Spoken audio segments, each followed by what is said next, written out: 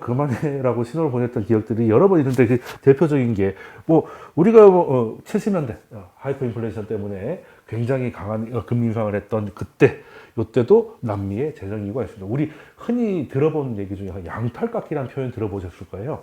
그 양털깎기라는 게 이제 그 남미 쪽에서 나온 얘기인데, 예전에는 금리가 좀 상대적으로 낮았을 때는 이제 그 남미 쪽으로 미국계 자금들이 막 투자를 많이 했다가 금리를 많이 엄청나게 올리니까 다 이제 본국으로 흡수가 되는 거죠.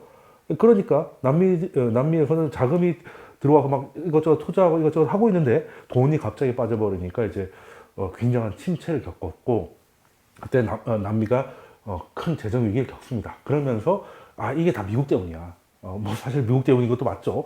그래서 이제 얘네들은 우리를 저금리 때 우리를 키웠다가 고금리가 되면 다 양털 깎아가지고 가버린다.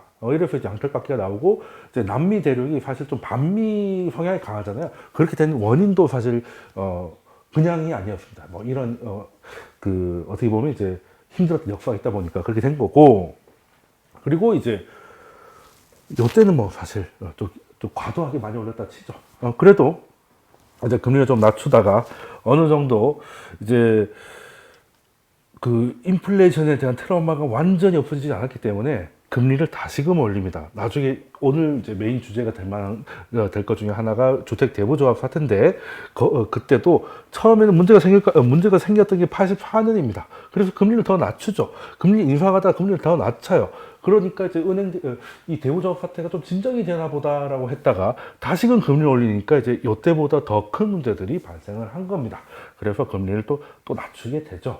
그러고 나서 94년도에 금리를 또 빠르게 올렸는데, 사실 지금 이 각도가 가장 가팔라서 그렇지, 최근에 올렸던 가팔라서 그렇지, 각도로 치면 94년이 최고조였는데, 이것도 오렌지 카운티라는 뭐 샌프란시스코 주변에 좀 부촌이 의외로 지방정부가 파산을 하면서 금리가 인하까지는 바로 가지 않는다 하더라도 적어도 인상을 멈추게 만들었어요. 그러다가 다시 이게 또 해결되고 나니까 금리를 다시 올리다 보니까 우리가 모두 잘 알고 있는 글로벌 금융위기가 터졌고요. 그러고 나서 글로벌이 뭐 하나 빠뜨렸네. 우리 잘 알고 있는 IMF 아시아 외환위기를 겪고 나서 그때서야 다시 금리를 내려갔죠. 그러고 나서 금리를 올렸다가 또 문제가 생겼던 게 서브프라임입니다.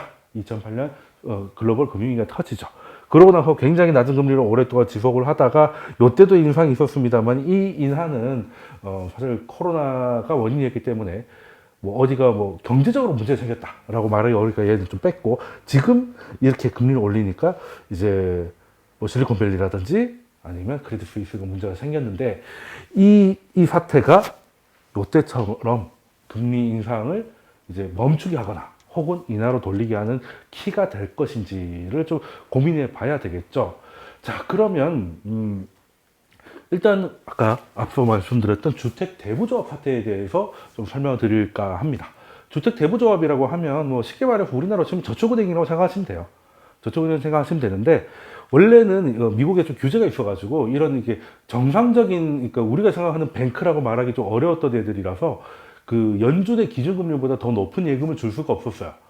그러니까 여러분 생각해 보십시오. 저축은행인데 시중금리하고 똑같은 예금을 줄 것 같으면 신한은행에 가겠습니까? 아니면 땡땡 저축은행에 가겠습니까? 당연히 신한은행에 가겠죠. 그러니까 여기도 이제 영업을 하기 위해서 굉장한 로비를 많이 해요. 사실 우리나라도 저축은행이라는 거 엄밀히 말하면 대부조합인 거거든요. 근데 이제 저축은행이라고 하니까 어쨌든 은행이란 말이 들어가잖아요. 굉장히 좀 훨씬 듣기가 좋고 안정감이 생기죠. 그러니까 이제 사람들이 거기다 돈을 맡기는데 좀 이렇게 거부감이 덜 하듯이, 미국도 마찬가지였습니다.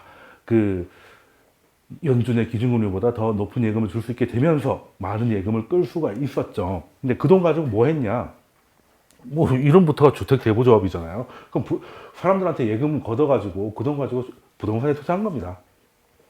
이 구조가 간단하죠. 근데 우리 은행 입장에서 예금주들의 예금은 부채죠. 나 줘야 되니까. 그죠? 요걸 받아가지고, 근데 예금은 특징이 뭐예요? 우리 예금 가입할 때 뭐 보통 한 1년도 안 되게 가입하는 경우도 좀 있지 않습니까? 예금 뭐 10년, 30년 하는 경우 없을 거예요. 근데 부동산은, 우리 부동산 대출 받을 때 뭐 1년 대출 이런 거 없잖아요. 1년 대출 같으면 그냥 현금으로 사는 거 아니야? 그러니까 보통 요즘은 이제 거의 30년 뭐 이렇게 길어지잖아요. 그러니까 기본적으로 주택은행들, 주택대부조합들은 단기로 돈을 끌어서 장기적으로 부동산 대출로 나가는 겁니다. 그러니까 원래 정상적인 시장에서는 단기금리보다 장기금리가 더 금리가 높잖아요. 이게 얘기하는 예대마진. 그러니까 대출금리는 주로 이제 장기금리랑 연동이 되고, 그리고 자기들이 그 유통하는 단기 자금금리가 자기들의 비용이 되는 것이죠. 근데 문제는 이렇게 잘 영업을 해오다가 80년 들어오면서 이제 폴 볼커가 엄청난 속도로 긴축을 하죠. 그래서 금리가 이렇게 올라가니까 남미도 날아갔지만 미국 안에 있는 저축은행도 쉽지가 않습니다. 왜? 자, 금리를 이렇게 올리면 경기가 좋을까 나쁠까? 당연히 나쁘죠. 81년부터 84년까지는 미국 역사에서 가장 길고 깊었던 경기 침체 중에 하나입니다. 그러다 보니까 경기 침체가 되니까 부동산 값이 떨어지고 금리는 연준이 강제로 끌어오니까 엄청나게 높죠. 그럼 저축은행 입장에서 어떻게 됐어요? 돈을 끌어야 되는 그 비용은 겁나게 높아진 거죠. 기준금리가 높아졌으니까. 그런데 대출을 해야 되는 대상인 부동산은 부실화되고 있고 가격이 떨어지고 있고 대출도 별로 안 나갑니다. 그러니까 수익성이 급격하게 악화되겠죠. 그러니까 이때부터 사실 문제가 생기기 시작했어요. 이때도 그러니까 지금까지 모아놓은 걸로 어떻게든 버티다가 82년, 83년부터 뭐 망하네 많이 얘기가 있었는데 그때 땜빵을 하다가 근데 이게 좀 길어지잖아요. 이게 또 길어지고 그래도 이제는 뭐 괜찮겠지. 이건 이제 요렇게는 안 올리겠지라고 했는데 다시 금리를 올려요. 다시 금리를 올리니까 드디어 이제는 이제 끝났다고 생각했는데 다시금 올리니까 이제 다 토하는 일이 생겼는데 그 중에 하나가 첫 출발이 84년도에 컨티넨탈 일리노이 뱅크라고 해가지고 뭐 일리노이 주면 이제 그 중서부 그 시카고 있는 데잖아요. 이제 거기서 나름 컸습니다. 그 미국 전국에서 한 7위 정도 됐다. 그리고 이제 예금이나 보유 자산 규모가 미국 GDP의 한 1% 정도 됐는데 재밌는 거는 지금 실리콘밸리 은행이 갖고 있는 게 그때 당시 이 은행이 GDP 대비 갖고 있을 때 1%랑 좀 비슷해요. 물론 실리콘밸리 은행이 뭐 한 16위 정도 된다 그러고 얘는 7위가 얘가 더 커 보이지만 규모가 상대적으로 비슷한 은행이 부도가 난 겁니다. 보통 요때쯤에 문제가 생기나 봐. 이거 사실 이 은행도 어떻게든 겨우겨우 그 구멍을 막고 있었는데 금리가 다시 올라가니까 적자 폭이 더 깊어진다는 게 소문이 나니까 사람들이 은행이 이제 위험하다 진짜 넘어갈 것 같으니까 다 이렇게 돈 찾으러 모였죠. 그러니까 안 그래도 힘들었던 은행이 뱅크런을 맞으니까 그 길로 가는 거죠. 그래서 84년도에 나름 좀 이렇게 좀 큰 규모의 은행이 파산을 하면서 일단 연준이 너무 강하게 했다. 이걸 인정을 하고 당시 긴축의 화신 폴 볼커도 일단 금리를 동결합니다. 일단 금리를 동결해요. 그래서 지금 이제 이 은행 사태가 나오는 게 그리고 이번에 25bp 인상한 것도 뭐 사실 원래대로 하려고 했던 거니까 하는 건데 사실상 이런 경험을 보면 이제 연준의 긴축은 사실상 힘을 잃지 않았나 뭐라는 얘기가 나오는 게 뭐 이런 기억이 있기 때문이에요. 근데 문제는 좀 이렇게 금리를 좀 이렇게 낮춰주고 하니까 좀 괜찮아졌나? 뭐 이런 생각이 들 거 아니겠습니까? 그래서 그 사실 이 은행이 좀 유명한 게 있어요. 우리 그 흔히 우리말로는 이제 대마불사, 영어로는 too big to fail이라고 해가지고 이제 망하기 너무 크다. 대마불사 이런 얘기를 들어보셨을 겁니다. 그 영화도 있죠. 그 서브프라임 때 이제 은행들 이야기하는 그런 건데 사실 그 대마불사란 말이 이때 처음 나옵니다. 얘가 이 정도 되는 은행이 넘어지니까 연준이 멈추더라.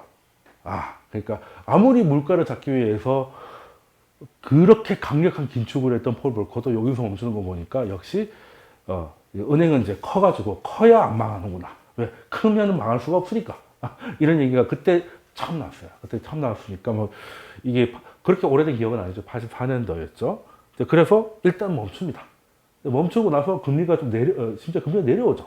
내려오니까 이제 은행들이 겨우 숨통을 이제 터나했더니 다시 이제 괜찮아진 것 같으니까 이때 보시면 자 84년 뭐 요때쯤 되니까 금리를 올리다가 문제가 터지고 여기서 멈추죠. 그리고 금리가 슬금슬금 내려오기 시작해요. 그러니까 아마 86년, 87년 정도 되니까 이제 은행들이 이제 숨을 좀 돌리고 있는 것이죠. 그래서 이제 볼거가 다시 허리띠를 메고 이제 물가는 확실히 기대 인플레를 없애야 돼라고 다시금 물가를 상승시킵니다.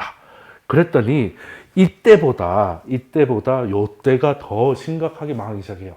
그 1차가 84년도인데 2차는 한 88년, 89년도를 얘기하거든요. 한 80년 정도만 해도 그 부도난 저축은행이나 뭐 대부조합들이 한 10개, 11개 정도였다가 뭐 88년 정도 되면은 이제 그 190개, 그리고 89년에 뭐 200, 320개 이런 것들이 이제 무너지면서 요때부터 연준이 안 되겠구나 하고 항복하고 다시 금리 인하를 가는 것이죠. 예, 그랬던 기억이 있습니다. 예, 사실 이거는 그래서 대부조합 사태라고 하면 우리가 서브프라임이라고 하면은 잘 기억이 남는 게 한날 한새 다 망해가지고 우르르 빠졌다가 또 정책이 나오면서 돌아오고 약간 코로나 때도 그렇고 그런 게 있는데 얘는 정확하게 언젠지가 좀 애매해요. 왜? 길거든.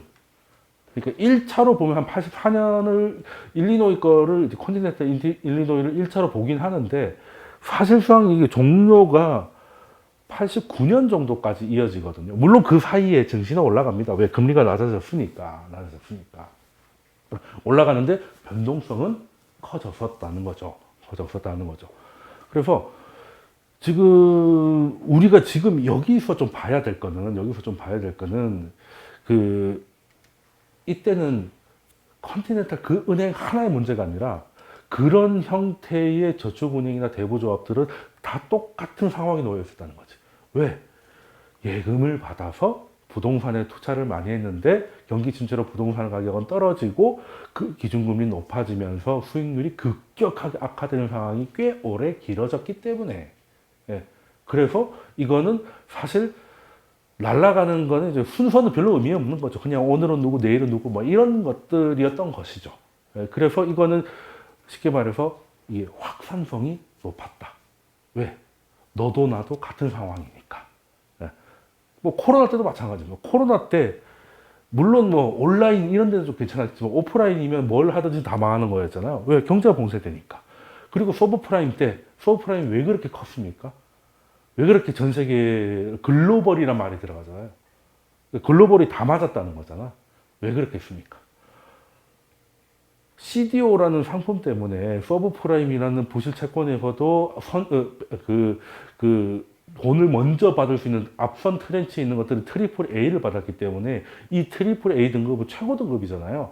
그러니까 주요 연기금, 은행, 보험사 뭐 이런 안전자산을 가져야 될 애들이 많이 갖고 있어가지고 얘가 트리플 A가 아니고 헛방이었다는 게 드러나니까 그냥 전 세계가 다 한마디로 이제 같은 우물에 물 마시고 있었는데 제일 1급수라고 해가지고 다들 물 마시고 있었는데 여기에 독이 타였다라고 하니까 물 마시는 사람들은 두 컵을 먹어도 한 컵 먹어도 다 뒤지게 생긴 거죠. 그랬던 확산성이 굉장히 높았다는 거예요.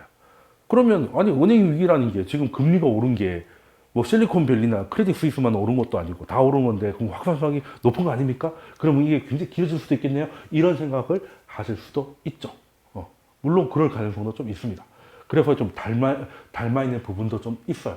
그렇지만 또 다른 케이스도 있습니다. 또 다른 케이스가 뭐냐면 자, 94년도입니다. 그러니까 지금까지 설명드렸던 80년대 이제 주택 대부조합 사태고 이제는 94년 금리 인상을 일단 멈춰서였던 게 이제 오렌지 카운티의 부도였는데 오렌지 카운티라고 하면 이제 말 그대로 그 오렌지 맞습니다. 그리고 서부의 캘리포니아의 부촌이죠. 잘 사는 곳이. 근데 여기가 이런 상황이 좀 겹치다 보니까 그 캘리포니아 지역에 이제 집값이 계속 좀 이때 좀 하락을 했어요. 그래서 우리도 마찬가지예요. 그 지방 우리 지방하고 미국 지방은 좀 다르긴 합니다만 그래도 우리나라 지자체들이 돈을 버는 게 이제 주로 이제 부동산 거래하면서 취득세 이런 걸로 많이 벌잖아요. 세금으로. 그 외에 교육세, 농세 뭐 얼마 되겠습니까? 자동차세 같은 건 얼마 안 되죠. 주로 이제 들락날락 하는 게 부동산이 화랑이면 취득세가 많이 거치고 아니면 지금처럼 아니면 안 거치는 건데 그때도 마찬가지. 오렌지 카운티도 마찬가지였습니다. 이게 돈 쓸 일은 뻔한데 돈이 자꾸 떨어지니까 이거 세수가 안 늘어나는 거예요. 그래서 이제 이 카운티에 연금을 이제 운영하는 사람이 어떻게 보면 도박을 건 것이죠. 일단은 요것도 이제 연금 기금이니까 굉장히 이제 큰 자금을 이제 뭐 채권 같이 안전한 것들을 많이 들고 있었겠죠. 그래서 이걸 담보로 또 채권을 사는 거야. 뭐 쉽게 말해서 내가 테슬라 100주를 갖고 있는데 이걸 담보로 테슬라 70주를 추계로 사는 거죠. 그러니까 말 그대로 불타기 레버리지를 싣는 거예요. 근데 레버리지 싣는 것까지는 좋았는데 반대로 가니까 뒤져버리는 거죠. 왜? 보통 금리를 이렇게 빨리 올리면 단기금리는 당연히 같이 올라가겠죠. 장기금리는 어떻게 돼? 장기금리 내려가잖아. 그래서 역전되는 거잖아요. 근데 역전도 힘든데 얘 레버리지를 타고 있으면 다 뒤지는 거죠. 그래서 나중에 뭐 이자도 못 주고 뭐 어쩌고 그래서 그냥 파산이 됐던 거예요. 파산이 됐던 건데 뭐 간단하죠. 이거 뭐 그 어떻게 지방 정부가 막을 수 있냐라고 하지만 뭐 그냥 이렇게 레버리지 잘못 치르면 뭐 레버리지를 과도하게 잘못 치렀는데 반대 방향으로 바람 불면 뭐 망하는 거는 한순간이죠. 근데 이거는 뭐랑 닮았습니까? 실리콘밸리 은행하고 좀 비슷하잖아요. 그러니까 요때도 어떻게 보면 은행이 망한 것도 망한 거지 지방정부가 망한 거는 정부가 망한 건데 어찌됐든 더 큰일 아니야? 라고 생각을 했죠. 처음에는. 근데 열어보니까 이렇게 정신 나간 운영을 한 데는 없을 것이다. 라고 했더니 아니다 다를까 오렌지 카운티 외에는 없었어요. 그러니까 굉장히 충격적이긴 하지만 너무나 충격적이기 때문에 이런 운용을 하는 데가 없어서 그러니까 만약에 다른 카운티들도 다 이러고 있었으면 그냥 국가 부도로 가겠지. 근데 여기만 깔끔하게 망한 겁니다. 여기만 깔끔하게 망한 거예요. 그러니까 오히려 시장 입장에서 나쁘지 않게 됐어요. 금리 인상이 빡세게 올라가고 있는데 지방정부가 탁 망했다고 하니까 연준한테 부담이 빡 오죠. 그런데 여기서만 멈춰주면 다른 애들은 레버리지를 그렇게 싣고 있지 않기 때문에 버틸 수 있단 말이에요. 그러면 긴축이 멈출 테니까 시장은 좋은 것이죠. 그래서 시장의 반응이 대부 사태하고 요때 오렌지 카운티 부도 때하고 굉장히 좀 다르게 나옵니다. 그래서 좀 정리를 해보자면은 일단 대부조합 사태 때는 금리 구조적 문제 말씀드렸죠. 이게 주택 대부조합이라는 거 자체가 다 똑같은 거의 영업 형태를 띠고 있었어요. 그랬는데 금리 구조라는 공통적인 그 요소가 압박을 주면서 거의 한 7, 8년 동안 1000개에 가까운 이제 은행들이 결국 부도가 나면서 이제 이 확산을 좀 크게 그러다 보니까 좀 장기화되는 그런 모습을 보여줬는데 오렌지 카운티 경우는 이제 야수의 심장을 가진 기금이 이제 오렌지 카운티 외에는 뭐 사과 카운티나 포도 카운티는 없었기 때문에 그걸로 끝났다. 그래서 얘는 확산성이 굉장히 좁았고 얘는 확산성이 넓어서 시장도 얘는 올라가긴 하지만 이제 의미 있게 올라간 거는 이제 망하는 은행들이 고점 찍고 내려오는 걸 확인하고 올라가요. 근데 얘는 부도 즉시 올라갔습니다. 왜? 이렇게 하는 데는 여기밖에 없었고 이것 때문에 긴축은 완화될 거니까. 지금은 어느 쪽이 가까울까요? 지금은 조금 좀 섞여 있습니다. 실리콘밸리 은행 같은 경우는 여기에 가깝죠. 그 금리 인상 때문에 힘든 은행들은 많은 건 사실이지만 실리콘밸리처럼 거의 목숨이 걸린 데는 뭐 아직 확인된 게 그렇게 많지 않잖아요. 왜? 금리 인상 때문에 금리 인상이 되면 주로 성장주가 빠져요? 가치주가 빠져요? 성장주가 빠지죠? 그러면 성장주에게 많이 노출돼 있고 성장 오브 성장 그러니까 차라리 뭐 빅테크도 아니고 그냥 스타트업 아직 말 그대로 현금 참출이 없는 애들한테 대출을 많이 해줬던 실리콘밸리 같은 경우는 오히려 차주들이 위태로워지고 그리고 자기들은 구조상 금리 역전이 돼서 수익 구조가 급격하게 악화되어 있고 그런 거기 때문에 다른 은행에 비해서 유별나게 좀 이렇게 힘들었던 상황인 거죠. 그리고 적어도 실리콘밸리처럼 딱 이렇게 신생 기업에 과도한 노출이 되어 있는 데는 아직은 없는 것 같다. 물론 뭐 퍼스트 리퍼블릭 이런 데는 이제 또 지방채에 뭐 많이 있어가지고 주가가 지금 뭐 춤을 추고 앉아 있는데 이제 그거는 이제 좀 확대가 조금 될 것 같고 이제 그런 거 한두 개를 빼면은 뭐 아직까지는 이제 오히려 대형은행 쪽으로는 더 안전한 그림이 나오니까 금리 인상 때문에 힘들어서 이렇게 나온 바퀴벌레 한 마리가 결코 이 집안의 모두가 아닐 것이라는 생각도 충분히 가능하지만 또 그런 걔네들의 특성이 있어가지고 너도 나도 모두 해당되기는 좀 쉽지 않을 수도 있다. 그리고 적어도 시장 반응은 조금 그때그때 시차가 있었지만 연준의 반응은 거의 같았거든요. 나중에 어떻게 되던 간에 이런 금리 인상의 부작용을 보여주는 사태가 일어나면 그때부터는 거의 동결되고 얼마 멀지 않은 시간에 인하로 넘어갔거든요. 그럼 시장한테는 만약에 이렇게 있으면 더 좋을 수도 있고 여기서 뭐 이렇다 할 그 더 확산이 되지 않고 마무리가 된다면 이것 때문에 연준이 멈춰야 될 때 멈추게 하는 명분도 주고 뭐 하는 그리고 확산은 더 안 되니까 더 좋게 될 수도 있는 것이고 시장 전체로 봤을 때는 근데 이게 잊을만 하면 나오고 잊을만 하면 나오면 요것처럼 좀 길어질 수 있겠다.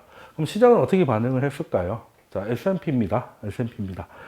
그래도 84년에 한번 흔들려가지고 빠졌다가 그래도 금리가 빠지니까 주가는 크게 올라가다가 또 89년 이때 또 부도가 높아지니 쭉 빠진 다음에 부도가 계속 그 88년에 뭐 120, 89년에 320 이렇게 넘어가다가 이제 고점 찍고 이제 피크아웃 되는 거를 보고 바닥을 보거든요.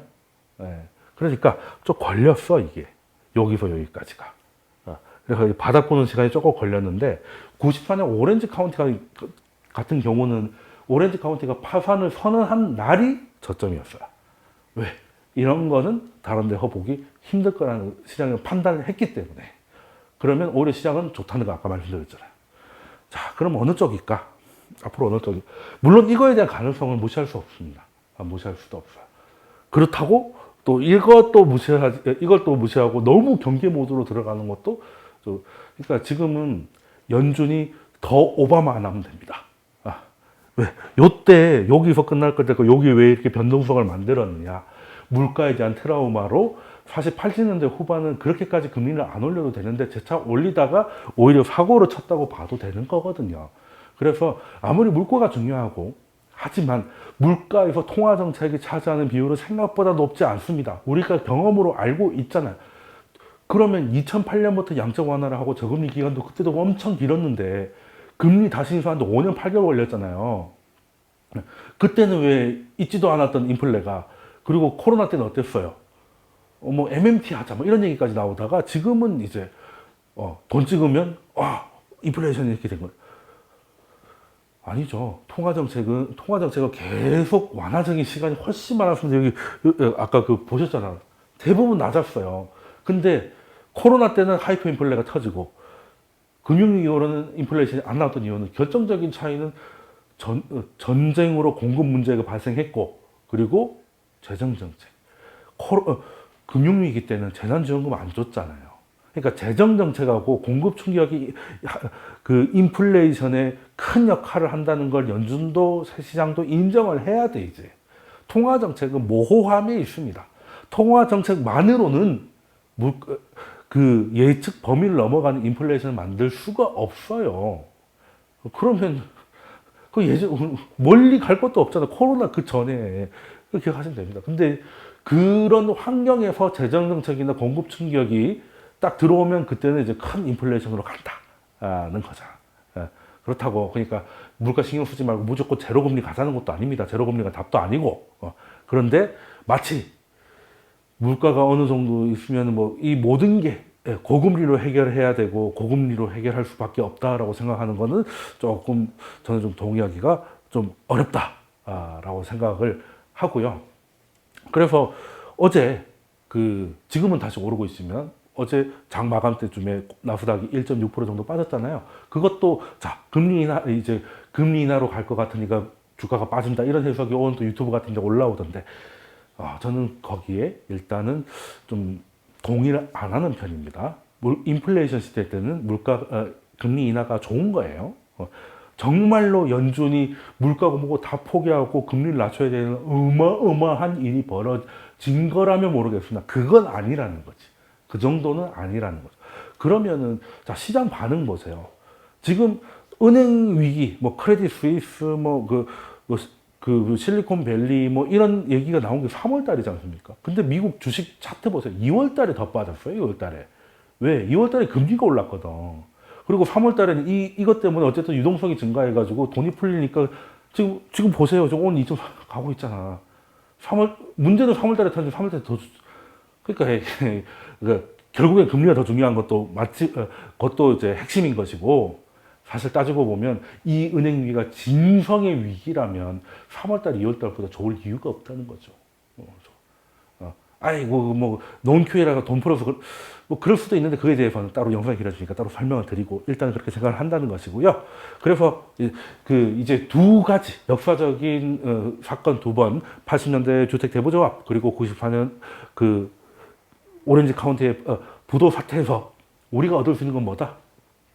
앞으로 여기서 추가적인 문제가 발생하지 않은 94년 모습으로 갈 가능성이 있고, 만약에 괜찮아졌다고 생각을 했는데 뭐 하나 터지거나 아니면 연준이 물가 수준이 날아옴에도 불구하고 계속 예전에 80년대 후반에 볼 것처럼 인플레이션 트라우마 때문에 계속 금리를 올려서 그냥 놔두면 될 만한 은행들까지도 또 문제를 일으키면은 얘기가 좀 길어질 수 있겠다. 라는 거죠. 그렇게 되지 않기를 바랍니다. 자, 그리고 뭐 어떻게 될지는 뭐 저도 모르겠습니다만은 일단 뭐 영상으로 매번 찍고 한다는 거 쉽지 않아서 이제 최대한 자주 찍겠습니다만, 이제 이런저런 가벼운 정보나 이런 이야기들은 이제 우리 채팅방에서 많이 나누고 있으니까 참여하시면 일단 재미있으실 거고요. 그리고 뭐 사실 이게 매크로를 녹여가지고 투자 전략을 이거 뭘 어떻게 들어가고 어떻게 청산하고 이런 거 하기가 힘드시잖아요.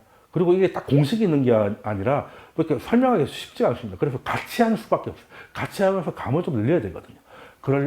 그런데 관심이 있으신 분들은 또 설명란 보시고 그 상담 신청서를 작성해 주시면 연락을 드리도록 하겠습니다.